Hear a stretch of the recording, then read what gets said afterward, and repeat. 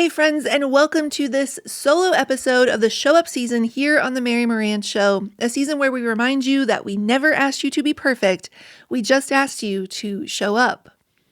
As this airs, we are just 2 days away from the Super Bowl, or as Marie Barone would say on Everybody Loves Raymond, and as it shall forever be known in this house, the Super Duper Bowl. We have an East Coast versus West Coast matchup taking shape as the Seattle Seahawks take on the New England Patriots. And if you are the kind of person where even just that little bit of sports talk made your eyes start to roll back in your head, if you're the kind of person who wears t-shirts that say, "I just hope both teams have fun," then let's just skip to the good part and talk about something we can all agree on: the Super Bowl commercials. Justin and I, being creative entrepreneurs, storytellers, and lifelong students of all things marketing, we absolutely love looking forward to the new Super Bowl commercials each year. And this morning we actually got to reminiscing about some of our all-time favorite ones. Now, I just have to pause here for a second to talk about how truly remarkable that is, if you really think about it. If you think about how many new commercials are released each year, and the months and months of preparation and planning and brainstorming that go into trying to do something that has never been done before and will be disruptive and will capture just a little bit of attention in such a noisy, pun totally intended, arena. If you think about multi-million-dollar budgets and these brands hiring the best and most in-demand marketing firms, all to have just 30 seconds to grab our attention, while, let's be honest, most of the country has run to the bathroom in between plays. To be able for us to say this morning, in the midst of all of that, that we can still identify not just what our favorite commercial was from last year, but which ones are our favorites from all the years that we've been watching. All these years later, they are still burned indelibly into our brains as if we had just watched them. One of these commercials, in fact, that makes our all-time favorite list turns 27 years old this year. It was released in 1999. This is remarkable. If you guys are actually watching on YouTube, will you just do me a favor real quick and leave us a note in the comments? What is your all-time favorite Super Bowl commercial? The one that years later you can't stop thinking about and you still remember as if you just saw it. We can't wait to hear. Leave that in the comments. It was released, like I said, in 1999, and it was the Monster.com When I Grow Up ad. If that doesn't immediately ring a bell for you, let me just read you the script right now, just to set the scene. It's shot in all black and white, and it's asking a bunch of kids somewhere in the, range of like 6 to 12 years old, placed in all sorts of different settings across the country, from being in the country to being in the city, what they want to be when they grow up. The script goes, "When I grow up, I want to file all day. I want to claw my way up to middle management, be replaced on a whim. I want to have a brown nose." That's the line we quote in our house on repeat. "I want to be a yes man, yes woman, yes sir, coming sir, anything for a raise sir. When I grow up, I want to be underappreciated, be paid less for doing the same job. I want to be forced into early retirement." And then the screen flashes to a final end card that just says, Monster.com. There's a better job out there. The entirety of the commercial is just 36 seconds long. And in just those 36 seconds, by tapping us back into that youngest version of ourselves, it reminds us who we are, who we started out to be, and that version of us, that little version of us, would have never settled for the life that we're settling for now. It hits a pain point like a pinprick to a water balloon. Make younger you proud. Get back to doing the things you always dreamed of doing, the things you know you were created to do. This is not who we set out to be. Another favorite of ours comes just 3 years later. It's February of 2002, the first Super Bowl following the 9/11 attacks. Budweiser had already become synonymous for using its iconic Clydesdales in all of its advertising and previous Super Bowl commercials, but this one just hits different. First of all, there's not a single word spoken in the entire 60-second spot.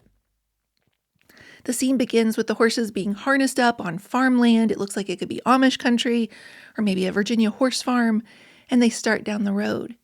Pretty soon they're walking right through the middle of Midtown Manhattan, past a classic New York deli, and then they begin to cross the Brooklyn Bridge, and as they do, they start to pick up speed, almost like they are running to get somewhere. They finally reach a field looking out on the skyline where the Twin Towers used to be, this gaping hole in their absence. And one by one, they dip their heads and bow down until they are all showing up in this unified sign of respect of what happened there on that day. The scene fades to a simple black scene with the words, "We will never forget." Justin and I rewatched that commercial just this morning, getting ready for this episode, 24 years later. And we both sat at our kitchen island, crying our eyes out. Without saying a word, this brand captured in just 60 seconds what a nation was feeling, what a nation was mourning. It also, of course, from a marketing perspective, shows Budweiser as the quintessential American brand of the time, the beverage of choice for those hard-working men and women who stand up for this country. It embeds them in the very lexicon of the time of what it was to be an American, all without ever once showing us a beer. A final third commercial I want to talk about here, because let's be honest, I could talk about this for days, comes from a somewhat more recent Super Bowl campaign, this one coming in at just 15 years old, as it released in 2011. It is, of course, the Darth Vader commercial, and for some of us, those are the only 4 words we have to utter. If you know, you know. But for everyone else, it is a commercial, if you have not seen it or don't remember it, where a little kid in a Darth Vader costume, the Imperial March playing over the entire scene, he walks from room to room, black cape billowing behind him, trying with all of his might to use the Force on everything from the washer and dryer to a doll on the bed to the dog, the family dog, all without any luck. He can't even get his sandwich to slide across the counter. His mom has to push it to him. And it's just then that his dad returns home from work, briefcase in hand, in a brand new 2012 Volkswagen Passat, a car that had literally just been debuted and announced earlier that day on the internet, the morning of the Super Bowl online. And little Darth Vader pushes past his dad arriving home, whose dad is trying to hug him, to make one final attempt to use the Force, use every bit of power in him, to start the car using only his little hands. We see him make this hand gesture with all his might, and then this one as he brings his fingers close together. Justin and I walk around the house all the time going at one another. And at just the last second, when Darth Vader, the littlest version of him, is about to give up, the car starts miraculously. And little Darth Vader is shook, right? He can't believe his eyes.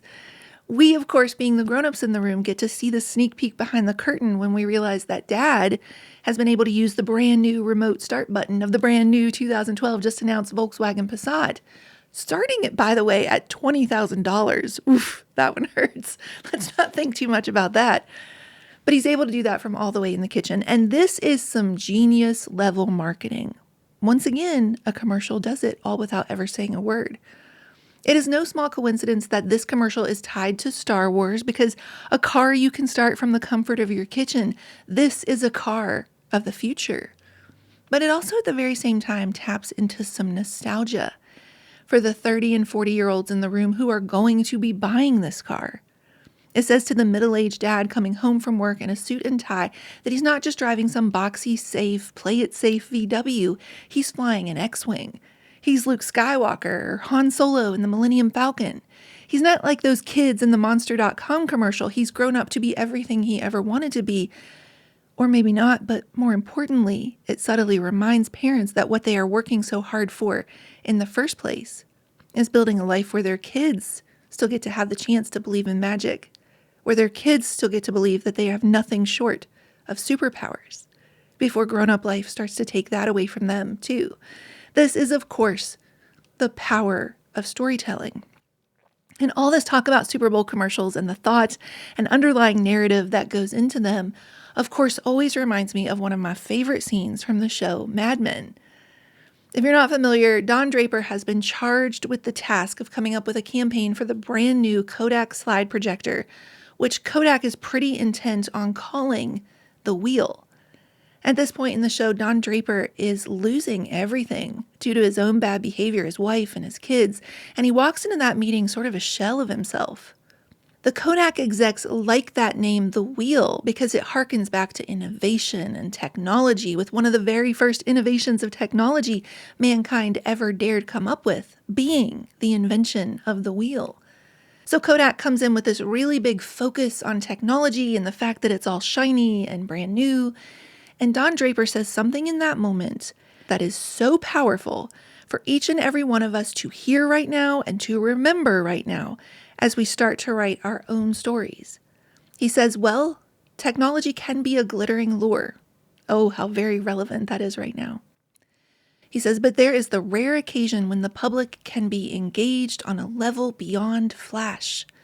If they have a sentimental bond with the product, a deeper bond with the product. Nostalgia. It's delicate, he says, but potent. And he goes on, he starts to show the slides of his own family, his own wife and kids in the slide projector, and he continues. He says, in Greek, nostalgia literally means the pain from an old wound. It's a twinge in your heart far more powerful than memory alone. This device isn't a spaceship. It's a time machine. It goes backwards and forwards. It takes us to a place where we ache to go again. It's not called the wheel, he says. It's called the carousel. It lets us travel the way a child travels, round and round and round, until we go back home again, to a place where we once knew we were loved. And then it shows one more photo from his wedding day, and then the photos run out, the slide burns to a bright white, and grown men in the room leave weeping. This is both a breakthrough and a break from the norm for Don Draper. This is a man who has spent most of his life selling flash and sizzle, the sexy factor for how a luxury product makes you feel about yourself in virtue of owning said luxury product. This is a man who himself has said the most important idea in advertising is new. It creates an itch, and then you simply put your product in there as a kind of calamine lotion. This is how the madmen, the advertising men of Madison Avenue, typically worked. Which is exactly why I used them and underestimated when I asked this pressing question. What if perfect is just hiding with better PR? I say not since the Got Milk people has there been an ad campaign that made something so plain Jane vanilla seem so sexy and sought after. I wonder how that staff meeting went down. I wonder what kind of storyboards the Mad Men, Stiffs, and Power Suits had to put up that day to convince all their focus groups that indefinitely delaying their entire future and every single dream they can't go a day without thinking about would all be worth it, so long as no one ever had anything bad to say about them ever again. I wonder if there was a catchy jingle. Dial 877 play small, 877 play small. I wonder if there was a tiny mascot, the perfect parrot perhaps, a jewel-toned, tone-deaf, squawking macaw with a Johnny Little British accent, or an Australian accent, or one of those news anchor no accents for all they care. So long as you never sound like your real self again and get really good at mimicking all these lines they keep feeding you about how now is not the best time. They went digging into all of our collective hidey holes, these dark corners we can disappear into where no one will ever find us and hear, these enigma-ridden white rabbit trails that lead us to an upside-down world where creating nothing is somehow safer than creating failure. And then they slapped a milk mustache on them. Drink me, the tiny tagline beckons to us. Drink me and I'll shrink every one of these doubts down to bite size, transform them into something far more palatable, an adorable little crutch that will keep you here, forever trapped in a world of make-believe. You're not hiding, forever suspended in the upside down. You're just waiting on perfect. And if we have our way, you'll be waiting here a very long time. See, what fear and all the so-called advertising experts in the room would normally have us believe is that we can't show up, we can't put it out there until it is perfect, until we are perfect. I know, for example, that right now there is someone listening to this episode, someone watching this episode, and they still haven't made that first post back on Instagram because they think they have to figure out just the perfect way to do it. Do they need to introduce themselves? Do they need to warm it up? Do they need to prime it? Should it be a Stuff We Love post? They're just not sure. While we're at it, they haven't recorded that first podcast episode, written that first paragraph, started that Substack, or filmed that first YouTube video either, simply because they are believing the lie that what the world wants from us most, what the world will remember most, is our perfection. But the truth is, if we circle back to those all-time favorite Super Bowl commercials that Justin and I still think about and quote in our house decades later, the ones that can still bring us to tears a quarter century later, these were huge companies who could have used seemingly unlimited budgets to use all the latest flash and technology with all the bells and whistles, focusing on who could be the loudest, who could make the most noise. But instead they showed up in really simple, really quiet, but really powerful ways, sometimes by not even saying a word. Instead, they showed up and they tapped into our nostalgia, both the good kind and the kind that felt like a new wound. And they spoke to us not by showing us how perfect they were, but by reminding us what they stand for, what the world looks like through their eyes from where they're standing, and the good that they believe is worth fighting for. The whole conversation really reminds me of an email list that I subscribe to from Tonic, which is the website company you've probably heard me talk about, tonicsiteshop.com, where they don't just talk about websites in these emails, they are also certified marketing geniuses in their own right. The list they send is jokingly and lovingly nicknamed the hashtag long and weird email, written by none other than Jen Olmstead herself, who is one half of the Tonic duo. In a recent email she sent, she was talking about these 3 books that she had just been really loving lately, 3 very different books, but what it was that they had in common that made her love them so much. She says 3 books, 3 different authors, 3 entirely different subjects, but yesterday it hit me. One thing made all 3 so impossibly good. And the answer she goes on to describe is that they were all written as if they were journal entries or letters. She continues, in each book you know only and exactly what the writer knows. You hear their imperfect thoughts, their admissions, their unpolished observations, the characters in their life as they describe them to you, the settings that could only come alive in their words. No third person, no narrator, no distance. It almost feels illicit, like you've been invited to read something you shouldn't, like you've stumbled on someone's diary left open and you know you should put it down, but you can't. She says you grow to love them, to know them, to feel what they feel. And that, friends, is exactly what great content should do. She says it's the part AI cannot do. AI, technology, can help you work faster. It can help you organize your thoughts. It can help you express something more clearly, she says, but it cannot think, feel, or experience for you. It cannot replicate the sum of your experiences. She goes on to say that this is what she wishes marketing and social media felt like discovering a secret avenue, she says, into someone's heart and mind, not just the well-decorated wall they hold up to the world. She hopes for less noise, more quiet, more wit, more care, more reminders that there are actual people behind the posts we scroll past every day. Let people read your letters, she said, not just your headlines. That is the content people will remember.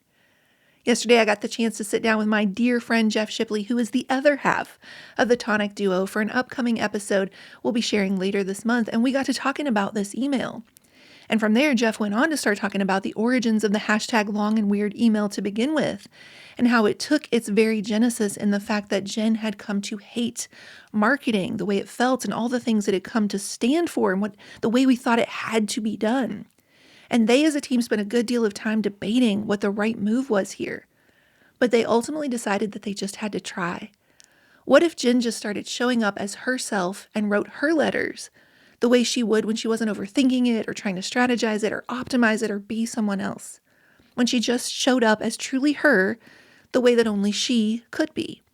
You're going to hear a lot of episodes coming up over the next few weeks from Kendall Mariah and Tanner Olson of Written to Speak fame and Jeff Shipley, who I just mentioned, just to name a few.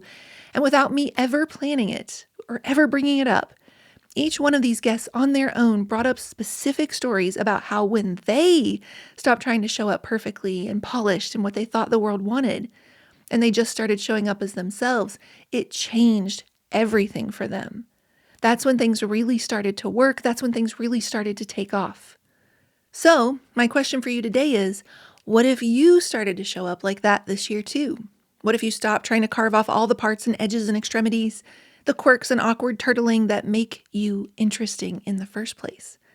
What if you stopped trying to sound like someone else or do it like they do or how it has always worked before? This is just how it's done. And instead, you just started showing up how you do when you aren't even really thinking about it. What if that, in fact, is your magic? Because the truth is, none of us has ever said, when I grow up, I want to be a pretend version of myself for the internet. So tell us your stories. Send us your letters. I promise you, we cannot wait to read them. Until next time, friends, this is the Mary Marantz Show, and welcome to your Show Up season.